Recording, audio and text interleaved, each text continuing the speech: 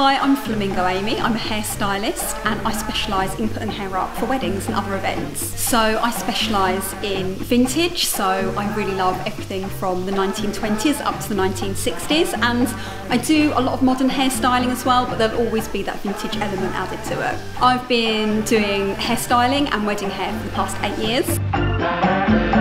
So when you book your wedding venue, straight after that really start thinking about the other suppliers you want to book, and one of those obviously would be your hairstylist. A lot of hairstylists that specialise in wedding hair, they get booked up really quickly, so I can take bookings for weddings any time between 6 months before the wedding and even as much as 2 years before the wedding. So if you've seen someone whose work you really like, then book them as soon as possible.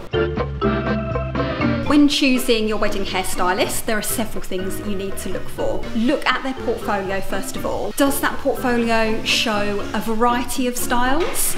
And also, does it show the sort of thing that you yourself want to wear on your wedding day? When choosing your wedding hair, there are several things to think about. For example, the style of your wedding. Are you going for something really super formal, or are you going for something quite relaxed and festival-like, or just something in between? Obviously your hairstyle has to suit your wedding, but also your personality. So if you have never had your hair up in your life, then maybe don't go for something that's really over the top, really dramatic. Suit something that suits your personality, and that is probably one of the biggest pieces of advice I can give someone. You can pay anything from sort of £100 all the way up to hundreds of pounds.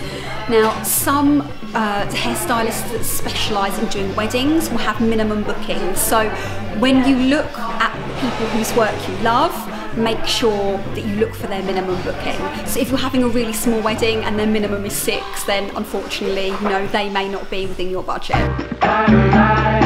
When choosing who to have their hair styled, I would say it would be most logical to go for yourself and your bridesmaids, and if there's time, for mother of the bride and mother of the groom.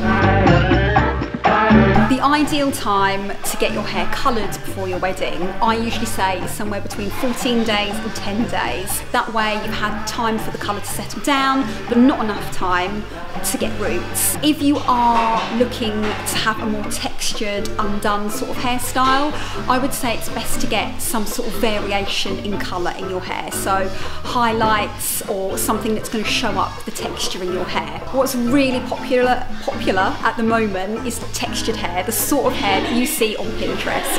And to get that sort of hair, you need that variation in tone rather than just one block colour. So speak to your hairstylist about what would be best for your hair. If you have a smaller budget for your wedding, the best thing you could do is book the minimum a number of people that the hairstylist offers, and then if there are a lot of other people that need their hair doing, then another thing you could do is get them all in for a hair lesson, and then they could do each other's hair on the day. Or, you know, YouTube is amazing for, you know, hair tutorials, so maybe all the girls could get together and learn to do each other's hair.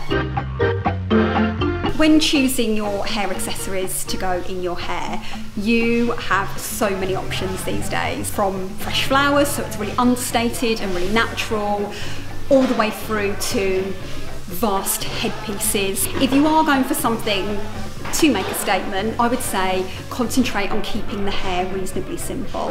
If you are going to have just small hair accessories, you know, you can go as elaborate as you want. If your hair is really short, or for example it's like a really neat bob, you don't need to worry too much about getting it styled. I mean, it is a beautiful hairstyle in itself. The best way to make it more bridal is to choose a really nice accessory.